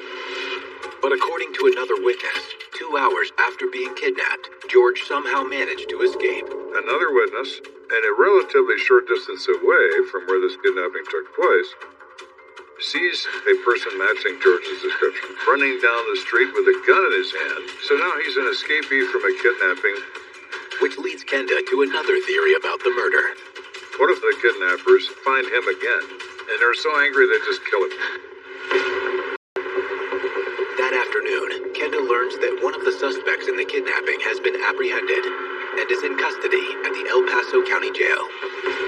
Arrested based on a thorough description of the suspect vehicle by the witnesses and the discovery of that vehicle with him driving it. Vince Freeman happened to have been in jail at the time the murder went down, so he had a very clear alibi. But it's still possible the second kidnapper was involved in the murder of George. If that's the case, Kenda needs to persuade Vincent Freeman to roll over on his accomplice. Without George Farabee, who is conveniently dead, pursuing charges against these two individuals would be extremely difficult. So unfortunately, Vince is going to be released from jail in a matter of hours, but he doesn't know that, and I'm going to use that to my advantage. So you want to tell me what this whole kidnapping thing is about? It was nothing. I just went over there to talk to George. Oh, yeah? So what were you talking to him about? You know, some stupid he did a few days ago. He says that George and two of his buddies came over to his apartment. Where? Shooting, don't fall in. And they were talking and drinking and generally having a good time. This boy needs to slow down, man. Actually turning into a junkie. He's jumping. Hey, man. I gotta make some moves. And then they all left. And then he noticed that his wallet that had been left on the dresser had been moved. And lo and behold, They have stolen $280 from him. I don't know which one of them took it. One of them did. Vincent denies abducting George and claims he only tracked him down to ask for his money back. Vincent is trying to minimize his part in all of this. I didn't do anything. Those witnesses are wrong. I was just talking to George, man. I was being real reasonable. Kenda knows that Vincent isn't being completely honest about the kidnapping or about why George was at his house in the first place. George doesn't go to Vince's house to say hello. He goes to Vince's house to buy dope. Would this have anything to do with drugs, Vincent? Is that why you're questioning George? I don't know nothing about that. Kenda decides to use Vincent's lie to get what he really came for, the name of Vincent's partner in crime. He doesn't know they were going to release him. He thinks he might be going down for first-degree kidnapping. I said, tell me who this other guy was that helped you question him, and if he confirms what you say, we can probably clear this matter up and say Monday you'll be out of jail. What do you think? Monday. You can do that. I can try. His name's Dan Winters. He was with me. Thank you, Vincent. Okay. Thank you very much. Dan Winters could mean a lot. So I sent people out to find him. To the detective bureau, that's a little bit less intimidating, and the hopes are that he is more open to talking in terms of what he knows about this whole deal. Dan, this is Lieutenant Kenda. It's Joe. Thanks for coming in. Let's all get right to it. We already spoke to your buddy Vince, and he told us about the money getting stolen, and how you guys weren't really trying to kidnap George.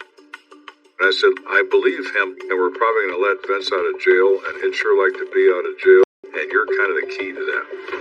Detectives are hoping Dan Winters will take the bait. What George did was wrong. Stealing's a crime.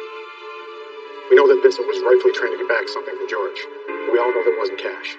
Tell us what happened. Just tell us the story we can believe, and the lieutenant can let your buddy go. Yeah, well, it was a drug rip. George busted in with two of his friends, had Vincent at gunpoint, and they robbed him, and they took his whole stash. Dan Winters' explanation is the most logical reason yet as to how George ended up shot to death in a field. Armed robbery of drug dealers is exceptionally dangerous, and George discovered the reason why. They tend to fill you full of bullets for that, and they certainly did that to him.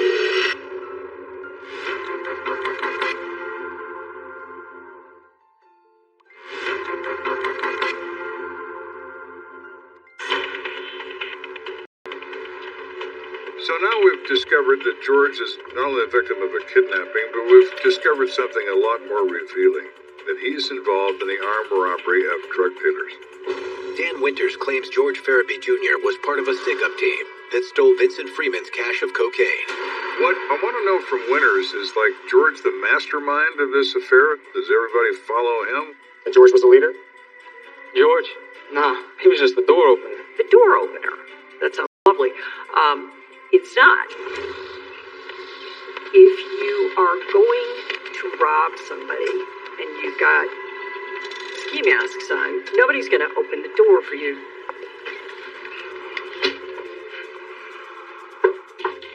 George was a charismatic kind of person.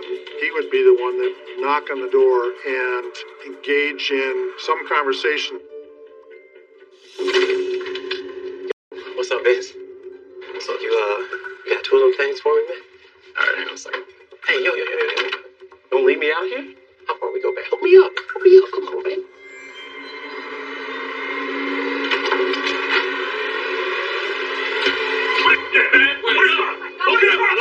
Where the drugs? Get your ass back in there! Get your ass back to work! Where's that, man? Where's that? Get up! Get your ass on the ground! Where the drugs at? Drugs is off us. Where is that shit, man? I swear to God, everything better be in there. I got it. That's all of me? Yeah, I got it. George had some compassion. He didn't look like he really wanted to see anybody hurt. So he relents. Hey, what are you doing? Lifts back the shotgun. Yo, man, you doing? I'm not witnessing it. I ain't going out like that. Your face, man. We got the drugs. Let's go. Come on, man. Leave. Vince came that close.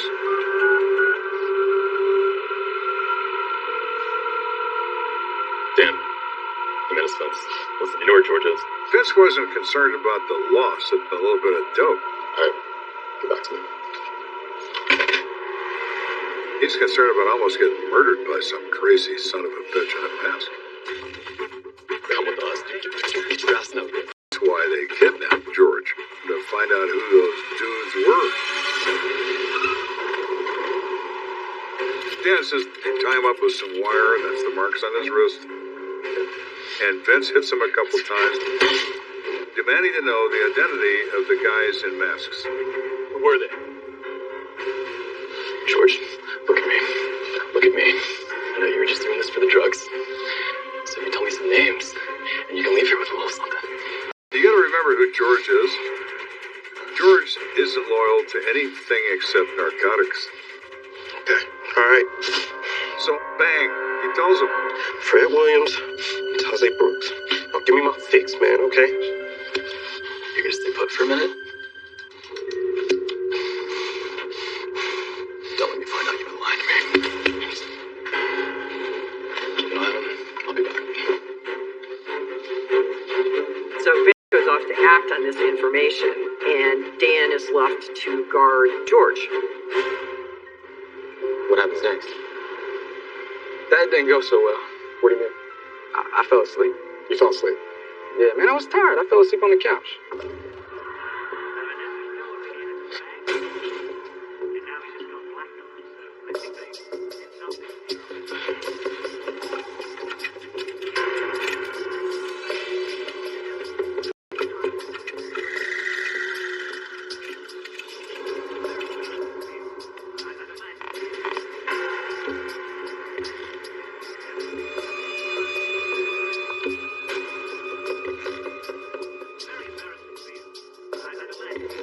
Dan claims the next thing he remembers is waking up with a gun in his face.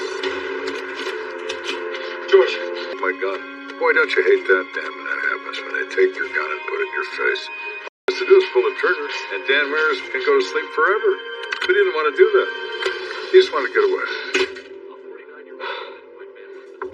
I figured it wasn't a good idea to chase him, since he had the gun and all. What caliber? Browning 9mm. This gun was a Browning 9mm. It actually was loaded with .380 ammunition because they're interchangeable. It's a match to the ammunition that was found at the scene. Man, he didn't have nothing to do with George's death. I didn't have nothing to do. Vincent didn't have nothing to do with it. We were after those other guys, not George. Kenda is certain Dan's 9mm pistol was used in George's murder, but he has no reason to think Dan was involved in the shooting. I have no probable cause to believe that Dan Winters is responsible for anything other than a kidnapping by force. But nobody's going to prosecute until we release him.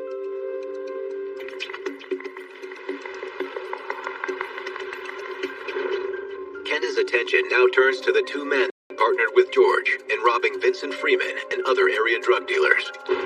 Finding Taze Brooks and Fred Williams is really important because you're going to want to find them as quickly as you can and see what they've got to say. But before Kenda can locate them, a tip rolls in from an unlikely source. It's Kenda. He's in Weld County? We have an inmate in Weld County Jail. He says he knows who killed George Farabee. Now, generally, inmates want something in return. A lot of times their information is of no value, but we have to see and hear what he has to say. Okay, I'll be right there. Thank you. Bye. He might have something magical to say. Mr. Smith, I was told you have some information for me. Yeah. Here's the deal. I know what happened to George. I heard them talking about it. And you want me to go to the parole board on your behalf? But no. I don't want anything. He was my friend. Wow. Here's a man who wants nothing in return, and is convincing when he says that George was shot down like a dog, and that wasn't right. Like the people that you want to get are the two guys that were with him pulling stick-ups. Fred Williams, Taze Brooks. Why those guys? Are they all part of the same crew? They thought George was a rat. He said that once George had escaped, he went back to his crew, so to speak, and he told them what has happened. What the hell wrong with you? Y'all should have seen. Vince, this boy dead, trying to kidnap me. So, I escaped, took old buddy's gun, held him up at it. Should have seen his face, yo. Shook up. How you get out of there with that, man? Huh? What you doing? It ain't talking about you gonna drop much money. Hey, hold up, man. What we gonna do when they find out we the ones running around hitting people? They did a lot of them. They didn't just do Vince. They were very worried now that all these drug dealers were going to come looking for him and kill him. Look, all I know is that Fred and Taze killed my friend. You understand? It was them two guys. When he said that to me, all of these other potential suspects melted away. I believed him.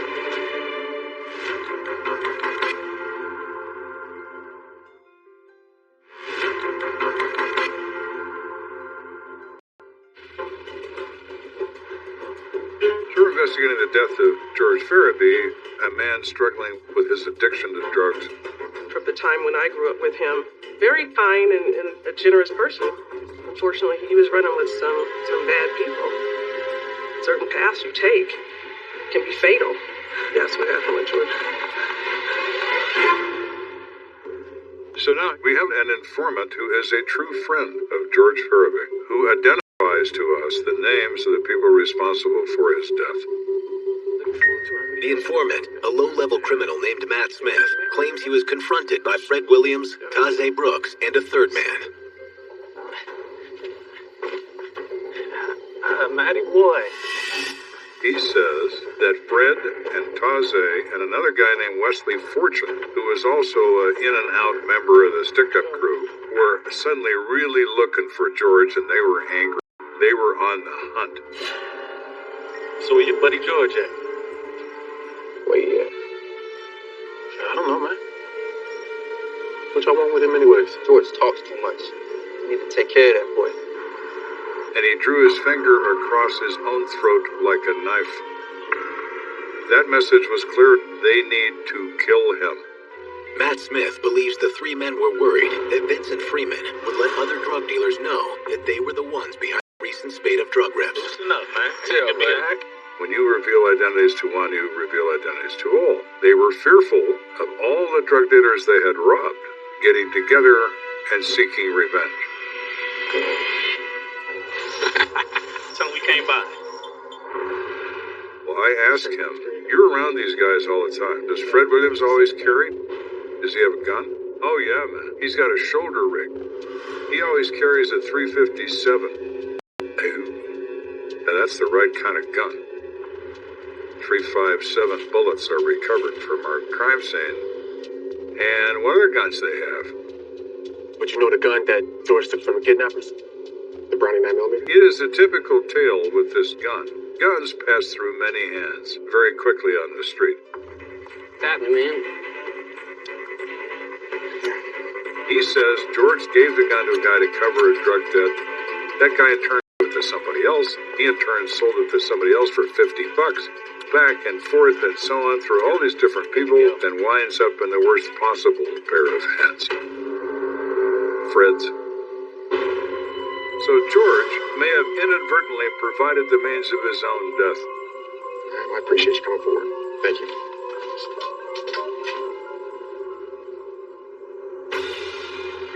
Acting on the information provided by Matt Smith, Kenda moves to bring Fred Williams, Taze Brooks, and Wesley Fortune in for questioning.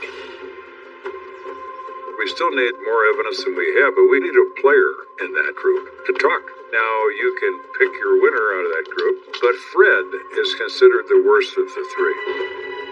Fred Williams' criminal history was extensive. He appeared to have engaged in prior violent acts. He was wanted in multiple states. It seemed like he was the natural leader of the team. Fred is not a guy who's going to tell you nothing. So we're thinking about Wesley and Taze as maybe the people to go look for. We get good news. Hey, Lieutenant, guess what? Taze Brooks, we just gave him to a pop. Really? Yep, we can go see him right now. Let's go. He turns himself in. Now, why does he do that? He wants protection. Fine. He made the choice for us. So we bring in Taze Brooks and we talk to him. Okay, Taze, let's get right into it. Tell us you and George. George and I was just friends. Just did a little work together in the past.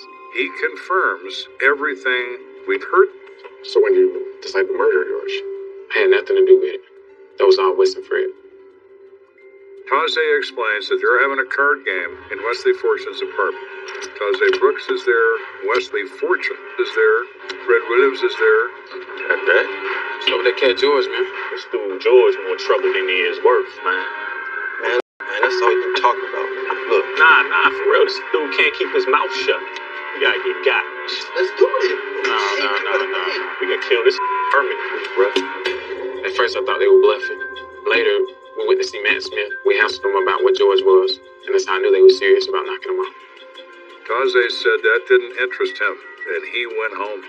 They stayed together and continued on the hunt. And last I saw them, they both had a gun. I knew they were serious about shooting. I ain't with it. What you mean you ain't with it? I mean, I'm going to the crib. Hold up. Man, you need a few stripes anyway, man. Come on. I'm out. Man, take yours. Credence to Taze's story. You clipped up? Locked and loaded. Where can we locate him? Good luck. They're probably gone now.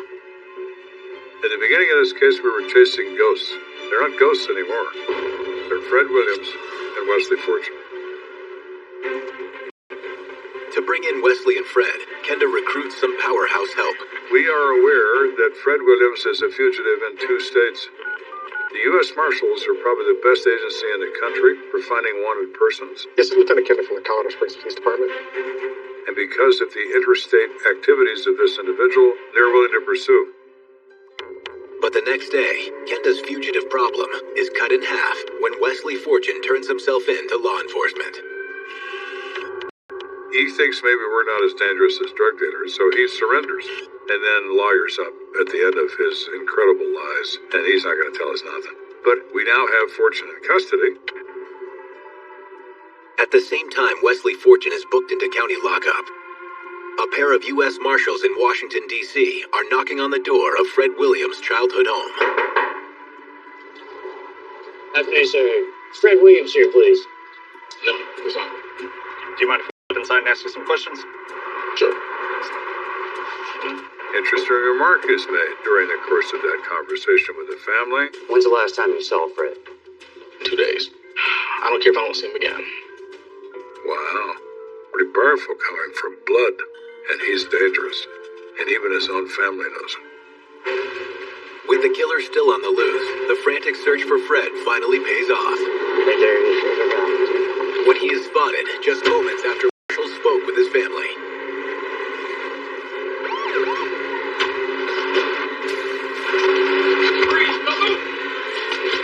Freeze! Hands up! Turn around. The United States Marshals have arrested Fred Williams on 7th Street in D.C. He waives extradition and says, I ain't telling you nothing. If I talk at all, I'll do my talking in court through my lawyer.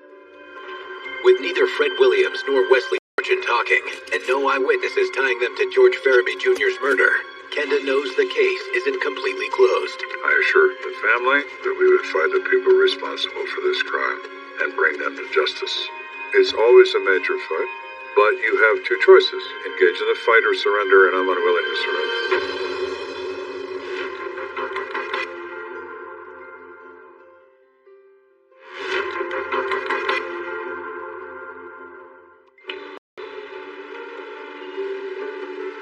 There's no question in my mind, Wesley Fortune.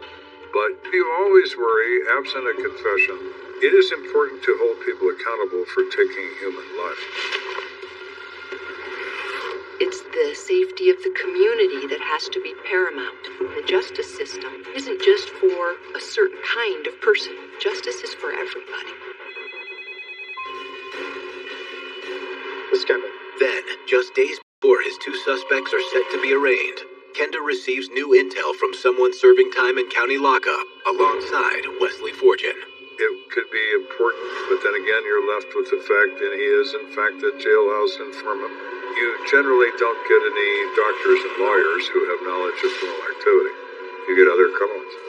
Joe Kenda. So it may be helpful, it may not. Who knows? So I was told you had something for me about Wesley Fortune. Inmate Donald McCarthy tells Kenda that Wesley Fortune had recently approached him for advice.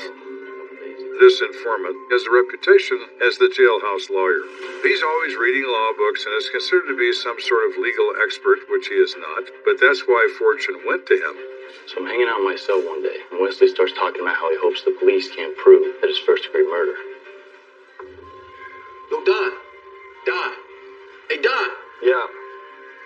What's up? Hey, I've been thinking about pleading guilty to conspiracy. Well, I don't think they can prove much beyond that. Why would you do that if you don't think they can get you for murder? Listen, you're not getting it, Me and Fred, we did it. We knocked them off. Tells him. We talked about it for days. We carried out the plan. It's first-degree murder, just like the law says, man. I gotta plead to something. I ain't pleading to that. It might be your best bet. Otherwise, you might catch yourself wearing these oranges for a long time. When you get information from somebody who's in custody, one of the things you look at is, could they have read it in the paper? It did not appear that he had another source for the information that could have given him the level of detail that he had.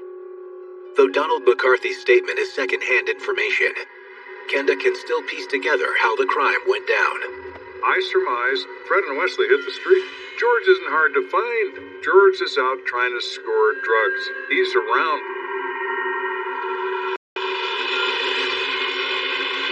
George, get in. We're just gonna kick it at the house tonight. George, man, come in. I got you on this one, man. Man, we found the best in the city, man. I swear to God, best in all Colorado. Come on. They found him without difficulty. They probably talked him into the car, which would have been easy.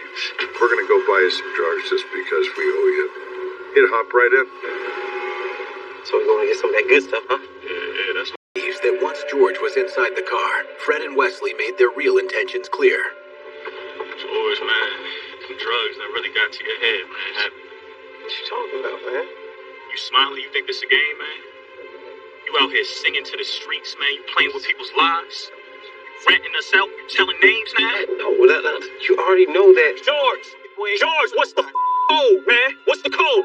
Huh? I know the code. What's the code, then? I know the code. I know I'm messed you up. did more than mess up, George. This is the last straw. I told you to leave them drugs alone, man. I told you. You know that white boy, he ain't saying nothing. What happened to snitches? They were part of a team, and it took George like 0 seconds to rat him out. You a dead man, bruh. West, man, let me smoke this dude right here, man. They drive out there to that vacant field and get up.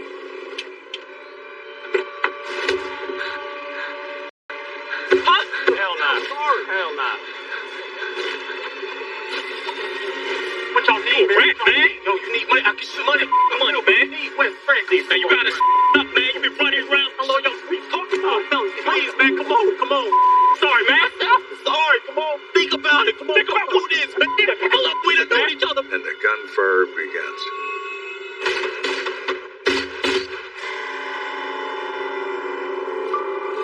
George is down and dead before he knows what hit him. His eyes were still open when I saw him in that field. He didn't have time to close them. Ain't no more red, George. And then they went on with their lives. It means nothing to people like that. Nothing at all. In the end, Wesley Fortune was the first one to go to trial. He was convicted by a jury of conspiracy to commit first-degree murder. He was later sentenced by the judge to 28 years in prison. Fred Williams worked out a deal and pled guilty to conspiracy to commit first-degree murder in exchange for a 14-year sentence. The weapons that were used were never found. We didn't have any eyewitnesses that put anybody at the scene. And so really all you had was information that would sustain charging them with conspiracy to commit the murder, the planning steps that they took. So at the end of the day, no one actually was charged with killing George Farrington. Very odd. Though they were glad to see the alleged killer serve time for their crime, George's friends and family feel his memory has been marred by the tawdry details of the case. I just would like people to know what he truly stood for. He was truly raised with morals and values. He was not a bum. He wasn't a robber. He wasn't a... His life was just snuffed from him in an instant. So It's had a big impact on me, but I have fond memories of him. The last conversation I had with my brother, he said, I just want you to know I want you to know I love you. And I said, I love you too, George Jr. George was not a bad person. Addiction took his mind and took his soul and drove all of his behavior. He couldn't stop. So what's the answer? Don't start. Don't start. And you'll never be faced with the question of how do I stop?